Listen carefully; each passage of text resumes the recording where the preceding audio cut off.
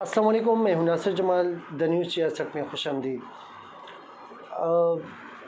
آپ کو پتہ چل گیا ہوگا یا جن کو پتہ نہیں ہے میں بتا دیتا ہوں کہ حکومت بل پاس کرنے جا رہی ہے، بل پیش کرنے جا رہی ہے اسمبلی میں، اور وہ بل اس طرح ہوگا کہ پہلے اس بندے کو جو ریپ کرے اس کو پہلے نامرد بنائے، اس کے بعد جو ہے اس کو پھانسی کی دی جائے۔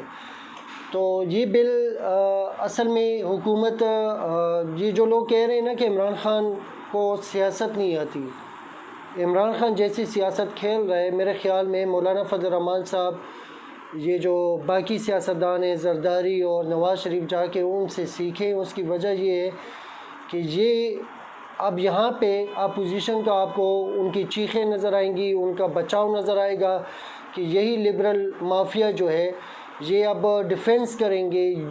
جن لوگوں نے ابھی تک پوسٹ کیے ہیں وہ اپنے پوسٹ ڈیلیٹ کریں گے۔ آپ یقین کریں کہ جن لوگوں نے پوسٹ کیے ہیں اب اس کو کس طریقے سے وہ اپنے لیڈر کے بیانات جو کہ ابھی آئیں گے، یا جو کہ ان آنٹی مافیا جو ہے، جو کہ یہ جو لوگ سڑکوں پہ نکل آتے ہیں، ہیومن رائٹس کے جو نام نہاد ادارے ہیں، وہ آ کے اس سسٹم کو خراب کرنے کی کوشش کریں گے۔ حکومت جو ہے وہ جو قدم اٹھانے جا رہی ہے اس میں یہ سب ننگے سامنے آئیں گے، اور آپ لوگ یہ دیکھ لیں گے جو لوگ اپنے لیڈر کے کہنے پہ اس چیز کو حکومت پہ ڈال رہی ہے۔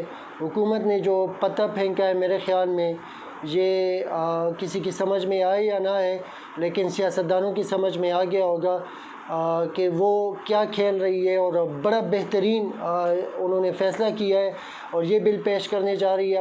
بل جو ہے آپ دیکھ لیں گے کہ جس کے لیڈر جو ہے وہ اس چیز کے خلاف ہوں گے، صرف یہ کہ امریکہ کو دکھانے کے لیے کہ ہم لبرل ہیں، ہم اس چیز کے خلاف ہیں، برطانیہ کو دکھانے کے لیے، ویسٹ ممالک کو دکھانے کے لیے، یہاں پہ ہیومن رائٹس کے جو نام نہاد ادارے بنے ہوئے ہیں ان کے آگے جو ہے اپنی صفائیاں دینے کے لیے اب اس کے خلاف جو ہے، اس بل کے خلاف جو ہے آواز اٹھائیں گے۔